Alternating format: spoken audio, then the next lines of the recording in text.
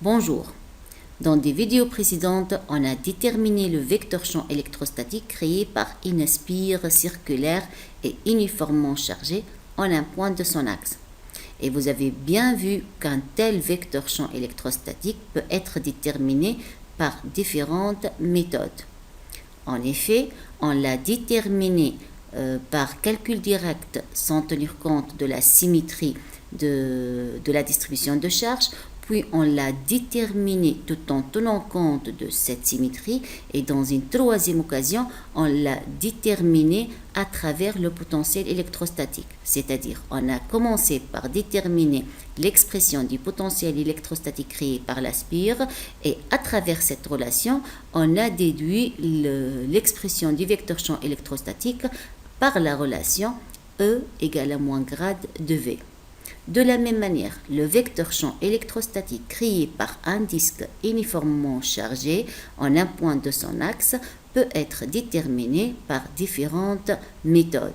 Et dans cette vidéo, j'ai choisi de déterminer le vecteur champ électrostatique créé par ce disque par la méthode du calcul direct, tout en tenant compte de la symétrie que comporte ce disque, ou bien cette distribution de charge.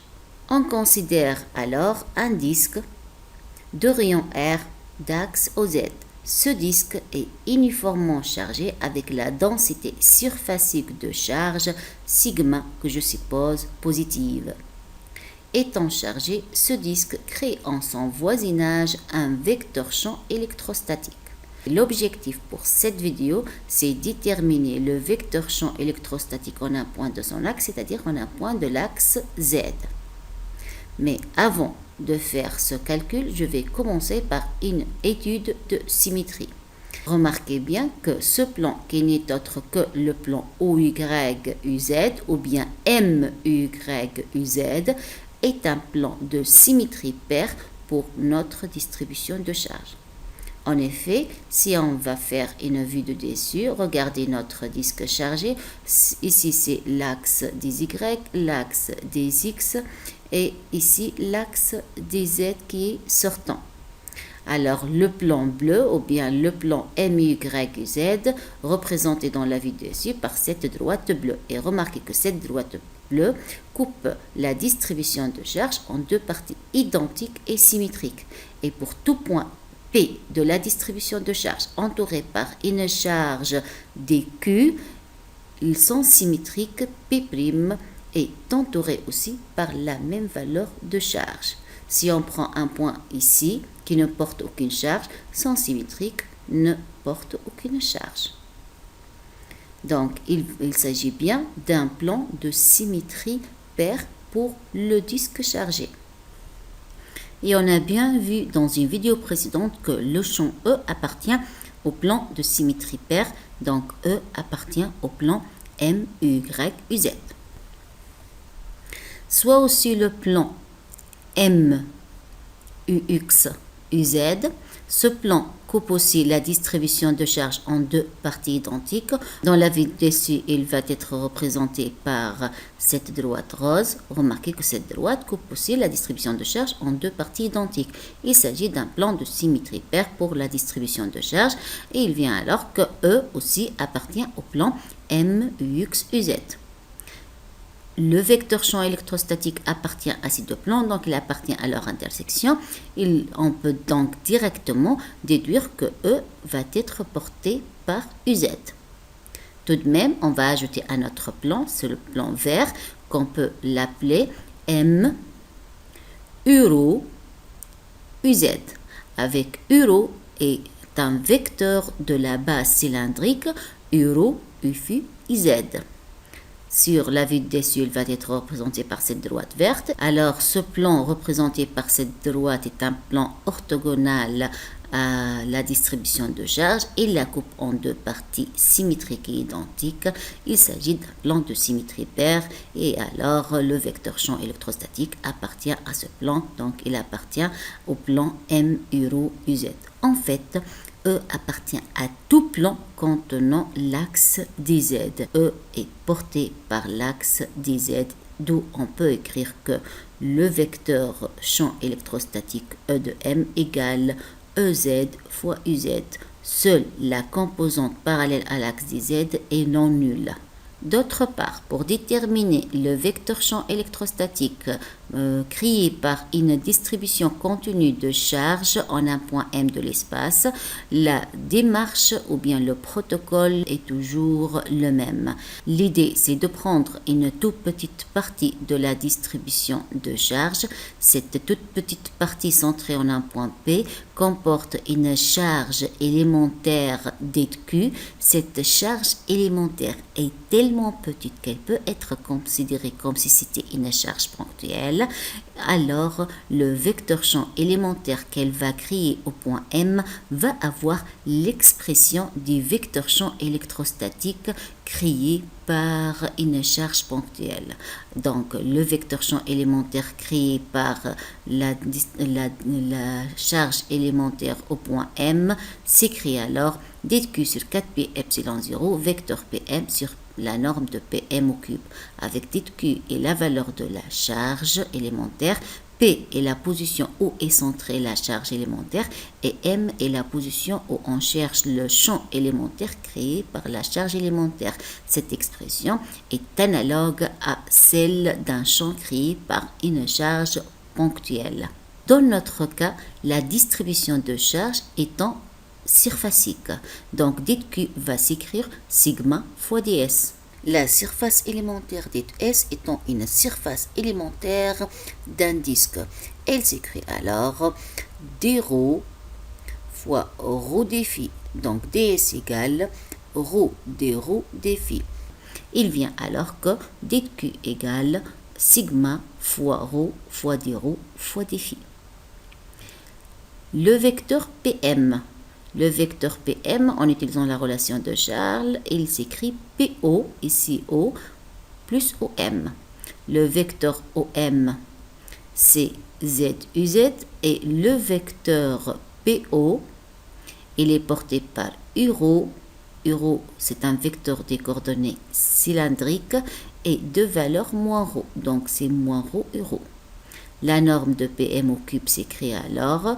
La norme de Pm, c'est la racine carrée de ρ carré plus z carré. Et la norme de Pm au cube, c'est ρ carré plus z carré, le tout à la puissance 3,5. Revenons maintenant à l'expression du vecteur champ électrostatique et remplaçant chaque terme par son expression.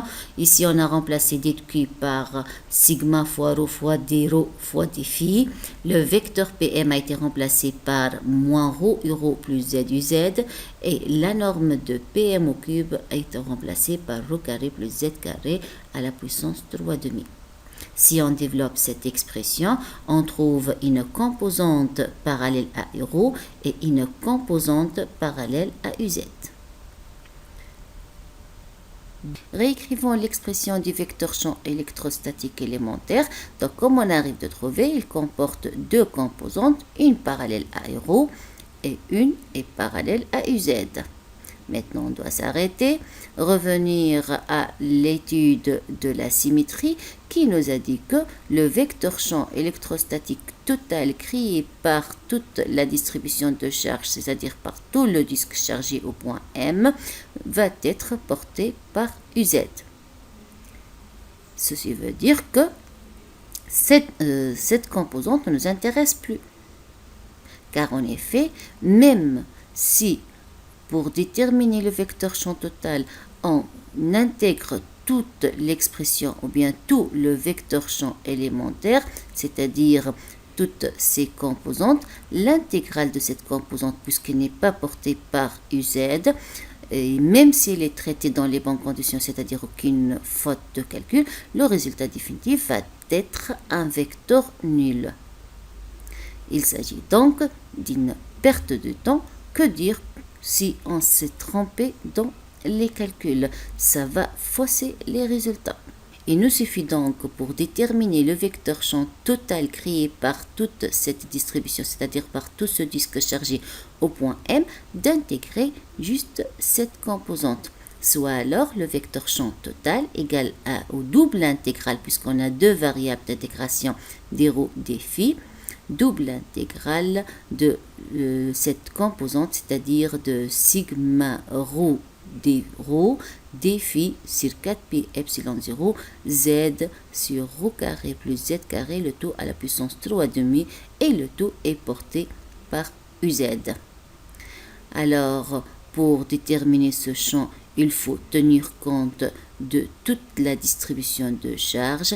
Et pour tenir compte de toute la distribution de charge, il faut que phi varie de 0 à 2pi. C'est ce qu'on a écrit ici. Et que rho varie de 0 à grand R avec grand R et le rayon du disque.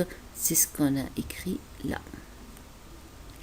L'intégrale 0 à 2pi des phi, ça donne 2pi.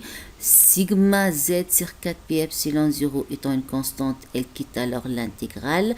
Le vecteur champ électrostatique s'écrit alors sigma z fois 2pi sur 4pi epsilon 0, intégrale de 0 à r, rho d rho sur rho carré plus z carré, le tout à la puissance 3,5 et le tout est porté par uz. L'intégrale de ce terme, remarquez bien qu'il s'agit de la forme, cette partie c'est la dérivée de rho carré à une constante près. Donc c'est de la forme f' sur f à la puissance n plus 1. Ça peut alors obtenir directement et on trouve que c'est moins 1 sur rho carré plus z carré, le tout à la puissance 1,5. Et pour vérifier, vous pouvez faire la dérivée de ce terme. Vous allez trouver que c'est cette expression. Alors, remplaçons maintenant rho par r et puis par 0. Ça donne en définitive que le vecteur champ électrostatique au point M égale sigma z, et on a ici simplifié par 2pi, donc ça donne sigma z sur 2 epsilon 0 fois 1 sur la valeur absolue de z moins 1 sur r carré plus z carré, le tout à la puissance 1,5, et toute l'expression est portée par uz. Ici, la valeur absolue de z est obtenue lorsque rho est remplacé par 0. En effet, donc on remplace ça par r, ça donne moins 1 sur r carré plus z carré, le tout racine carrée, moins ça donne un plus 1 sur rho égale à 0, donc sur la racine carrée de z au carré. Racine carrée de z au carré n'est autre que la valeur absolue de z. Alors, on peut s'arrêter à ce niveau, tout en sachant qu'une telle expression peut être retrouvée autrement, et c'est ce qu'on va faire dans une vidéo, dans une prochaine vidéo. Alors, à la fois prochaine et merci.